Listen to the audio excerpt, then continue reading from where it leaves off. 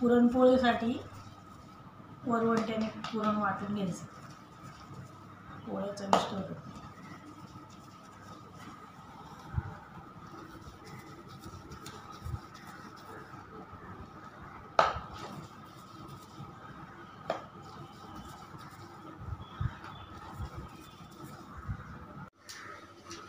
पुरणपोळी करण्यासाठी मी पूर्णपणे गव्हाचं पीठ घेतलेलं आहे. याच्यामध्ये मैदा मिक्स नाही केलेला किंवा कलर मिक्स केला नाही आहे, हळद वगैरे मिक्स करा ते पण मिक्स केलेलं नाही आहे. पारंपरिक पद्धतीने पुरणपोळी.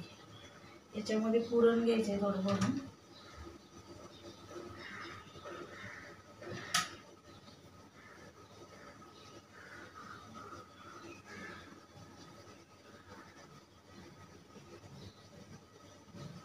कलर वगैरे कधी मी मिक्स करतच नाही याच्यामध्ये, आणि हळद पण नाही मिक्स करत पिठामध्ये. गावच्या पद्धतीसारख्या पोळ्या बनवायच्या, फक्त गव्हाच्या पिठाच्या.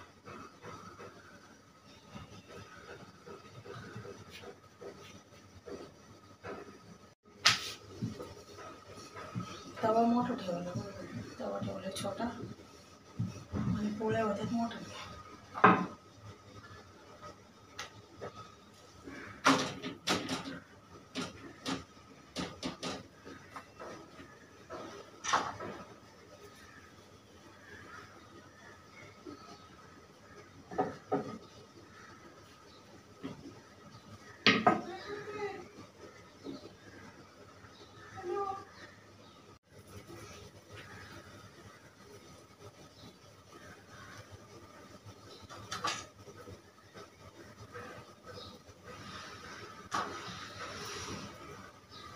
आणि याच्यात पुरण जास्तच भरायचं, नाही तर एकदम ते पीठ पीठ लागतं आणि पोळी साईडने कडक होते, म्हणून पुरण जास्तच भरायचं कधी कधी.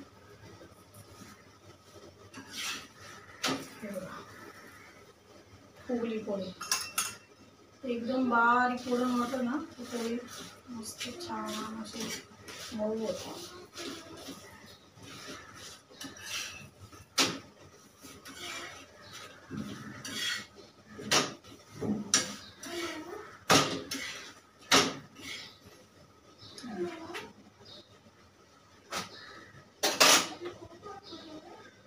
पोळी फुगली आहे, टम पोळी फुगली आहे.